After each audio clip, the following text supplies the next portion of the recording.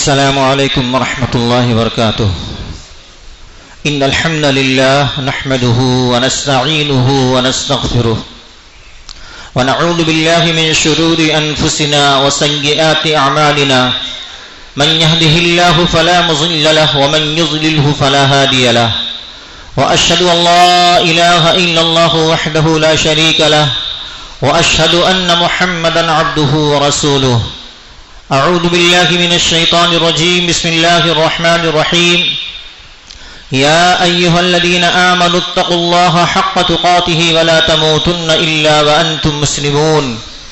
يا أيها الناس اتقوا ربكم الذي خلقكم من نفس واحدة وخلق منها زوجها وبث منهما رجالا كثيرا ونساء واتقوا الله الذي تساءلون به والأرحام إن الله كان عليكم رقيبا.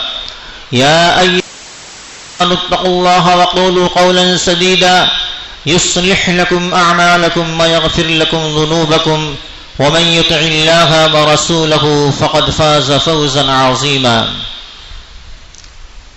محترم حاضرین کرام،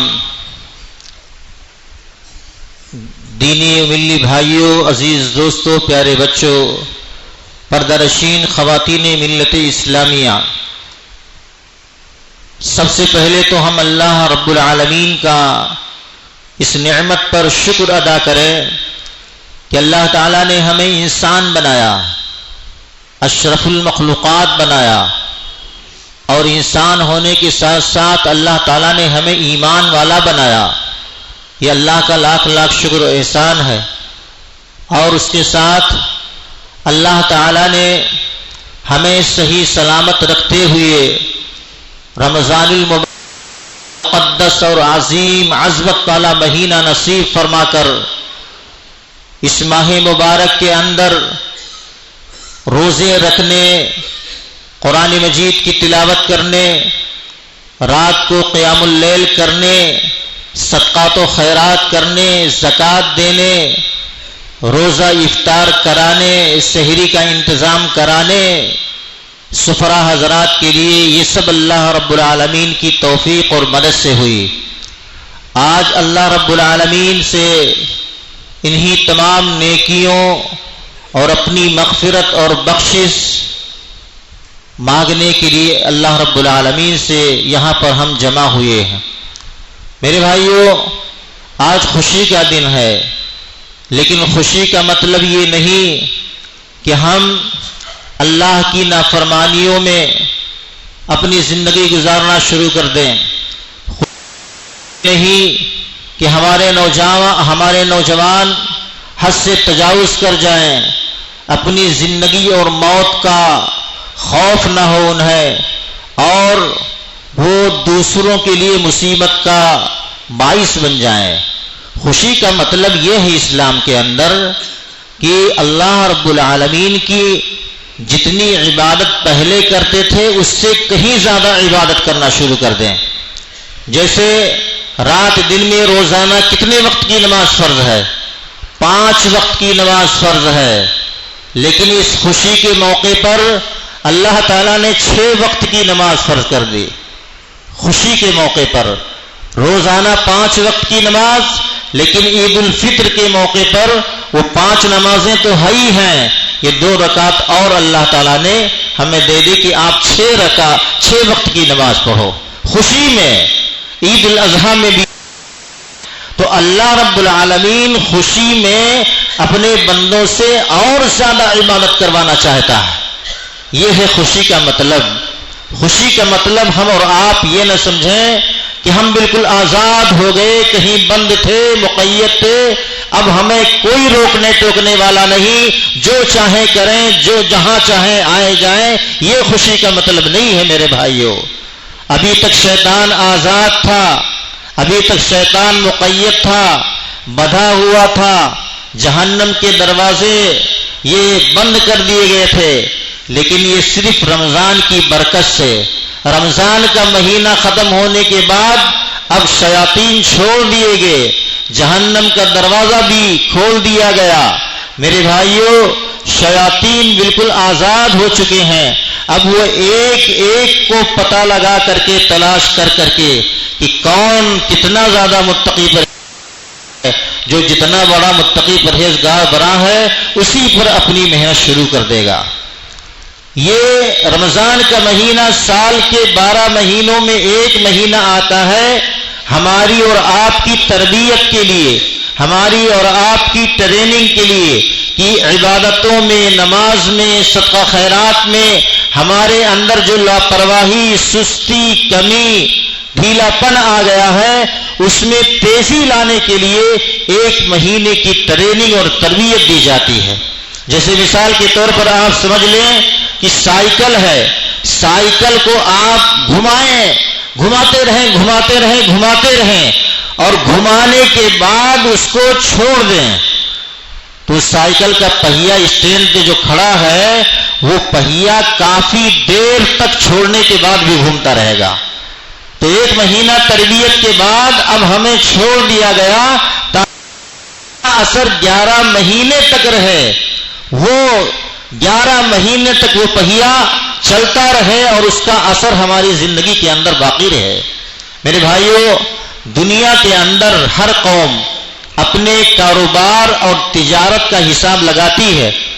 جو بھی بزنس شروع کرتا ہے تو کچھ دن گزرنے کے بعد، 1 مہینہ 2 مہینہ گزرنے کے بعد وہ حساب کتاب لگاتے ہیں کہ دیکھتے ہیں کہ ہم نے جو بزنس شروع کیا ہے، جو کاروبار شروع کیا ہے، جو تجارت شروع کی ہے، اس کے اندر فائدہ ہو رہا ہے یا نقصان ہو رہا ہے، بینیفٹ ہو رہا ہے یا ہم لاس میں چل رہے ہیں، تو اس کا یہ نتیجہ نکلتا ہے۔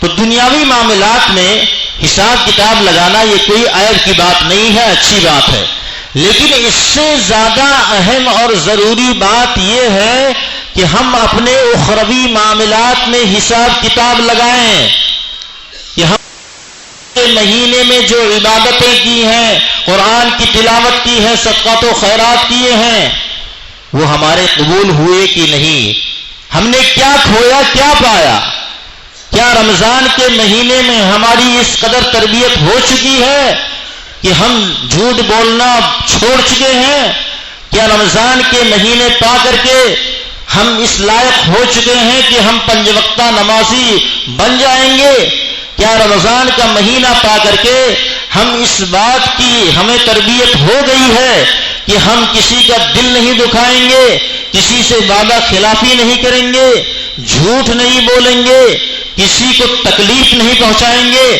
اگر یہ ساری چیزیں ہماری زندگی کے اندر آ گئی ہیں تو پھر اللہ کا لاکھ لاکھ شکر و احسان، لیکن اگر یہ چیزیں نہیں ہیں تو پھر افسوس کرنے کی ضرورت ہے اور اپنے اعمال کا کرنے کی ضرورت ہے۔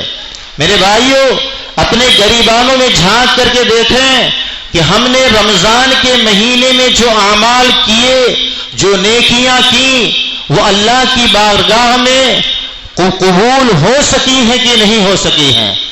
بخشش کے حصول کے لیے ہمیں یہ دیکھنا ہوگا کہ نیکیوں پر ہماری مداومت اور کانٹینیو تسلسل کے ساتھ اسی طریقے سے اب بھی ہماری نیکیاں باقی ہیں، ہم پابندی کے ساتھ نمازوں کے 5 وقتہ نمازی بن چکے ہیں۔ شیخ الاسلام امام ابن تیمیہ رحمۃ اللہ علیہ فرماتے ہیں، زیادہ لمبی چوڑی گفتگو نہیں کرنی ہے، مختصر انداز میں کرنی ہے، اہم باتیں کرنی ہے۔ شیخ الاسلام امام ابن تیمیہ رحمۃ اللہ علیہ فرماتے ہیں کہ اگر دیکھنا ہو کہ کسی کی رمضان المبارک کی عبادت قبول ہوئی تو اس کے رمضان کے بعد والے اعمال دیکھو۔ یہ رمضان کا مہینہ گزر گیا ہے، رمضان کے بعد والے اعمال اس کے دیکھو۔ اگر اس کے اعمال قرآن اور حدیث کے مطابق نیکیوں پر ثابت قدمی، اطاعت پر ثابت قدمی ہے اور اس کی زندگی ویسے ہی گزر رہی ہے جیسے رمضان کے مہینے میں اس کی زندگی گزر رہی تھی، تو سمجھ لو کہ اللہ کی بارگاہ میں اس کی عبادتیں، اس کی اطاعتیں اللہ کی بارگاہ میں قبول ہو چکی ہیں۔ اسی لیے اللہ تعالیٰ نے اس کو نیکیوں پر برقرار رہنے کی توفیق عطا فرمائی۔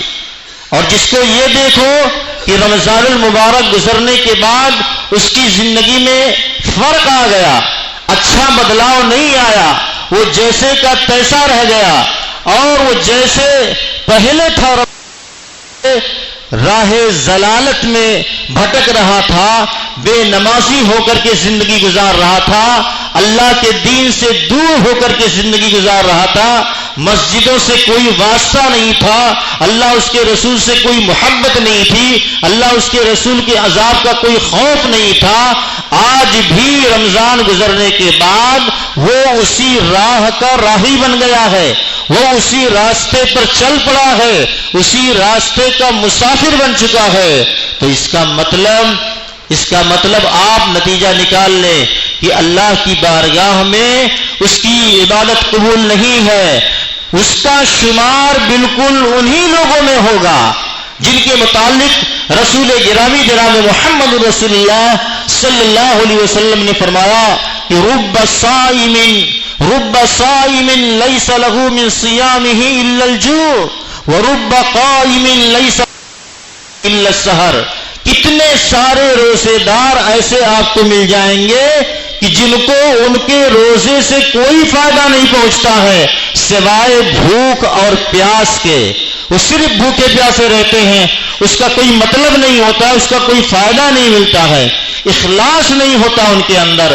اور کتنے سارے ایسے قیام اللیل کرنے والے ہیں، راتوں کو جاگنے والے، کہ ان کو قیام اللیل سے سوائے شب بیداری کے اور سوائے رت جگائی کے کچھ نہیں ملتا ہے۔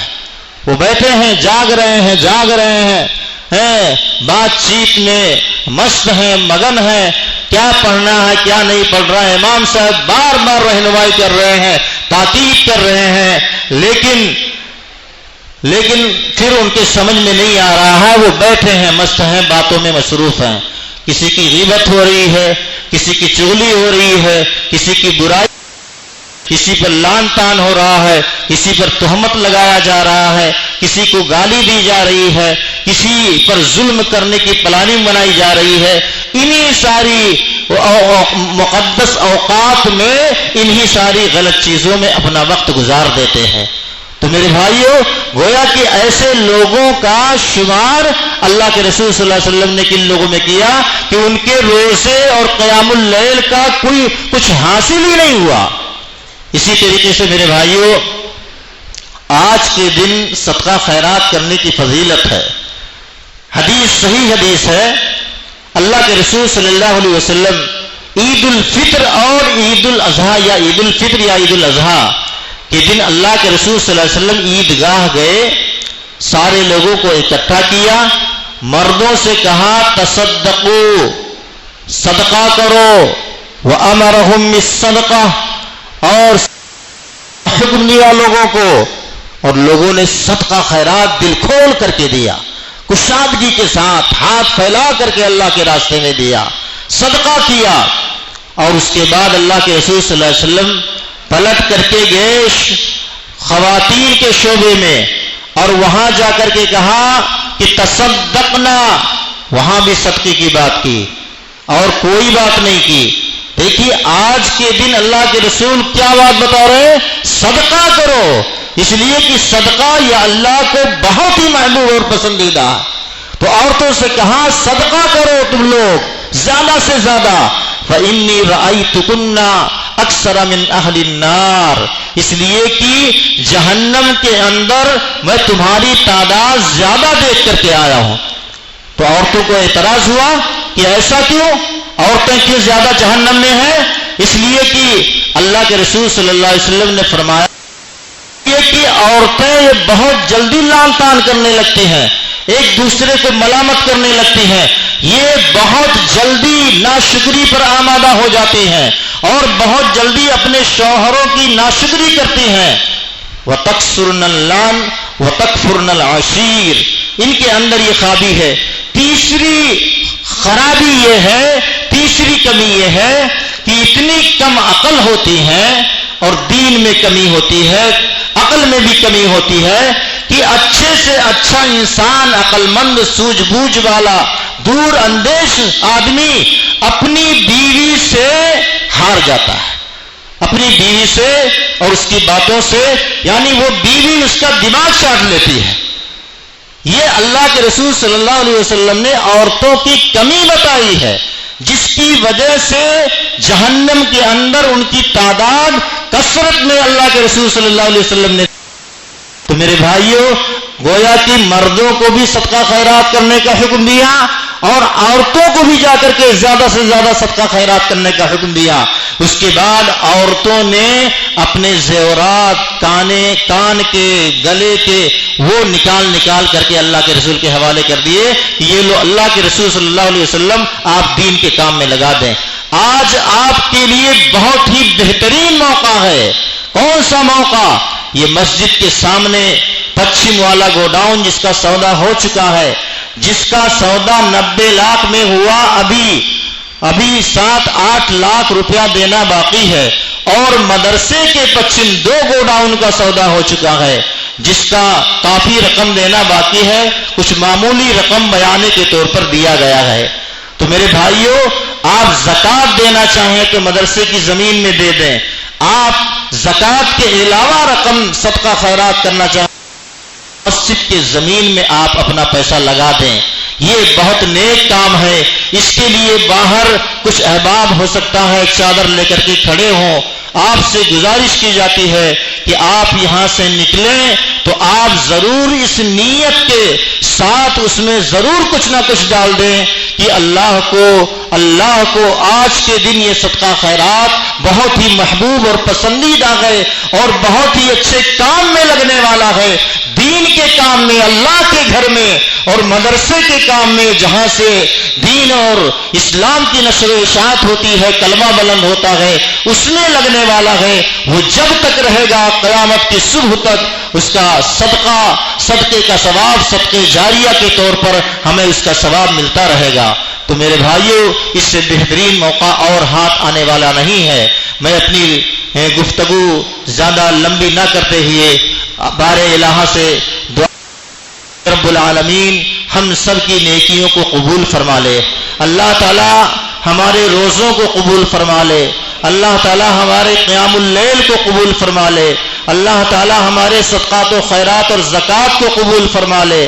اللہ تعالی فرائض کی پابندی کے ساتھ ہم سے جو ہو سکا ٹوٹی پھوٹی نوافل سنن کا بھی ہم نے جو اہتمام کیا، اللہ اسے قبول فرما لے. اللہ تعالی ہم نے صلاۃ تراویح کا اہتمام کیا، اس میں ہم نے قرآن سنایا، اور اللہ تعالیٰ ان حفاظ کو جزائے خیر دے جنہوں نے محنت اور جانفشانی کے ساتھ بڑی عرق ریزی اور تیاری کے ساتھ کھڑے ہو کر کے آپ کو تراویح میں قرآن سنانے کی کوشش کی. اللہ تعالیٰ اسے قبول فرمائے، ان کے والدین کے لیے صدقے جاریہ بنائے، اور کچھ کمیاں رہ گئی ہوں تو اللہ اسے معاف فرمائے. اللہ تعالیٰ ہم میں جو بیمار ہیں، جو زیر علاج ہیں، کاملہ عطا فرما. اللہ جو مقروض ہیں ان کے قرض کی ادائیگی کا راستہ نکال دے. اللہ تعالی ہمارے مسلمان بھائی دنیا کے اندر جہاں بھی ہیں، اگر وہ مظلوم ہیں، پریشان حال ہیں، اللہ ان کو مظلومیت سے نکال کر کے ان کی پریشانی دور فرما دے. اللہ تعالیٰ جن کے کاروبار فیل ہو گئے ہیں، پریشان ہیں کاروباری اعتبار سے، گھریلو اعتبار سے، اولاد کے اعتبار سے، اللہ ان کی پریشانیوں کو دور فرما دے. اللہ تعالیٰ ہمیں دین پر ثابت قدم رکھے. اللہ تعالیٰ ہمیں اسلام پر ثابت قدم رکھے. اللہ تعالیٰ ہمیں ایمان پر ثابت قدم رکھے. آمین. وآخر دعوانا ان الحمد للہ رب العالمین. والسلام علیکم ورحمۃ اللہ وبرکاتہ.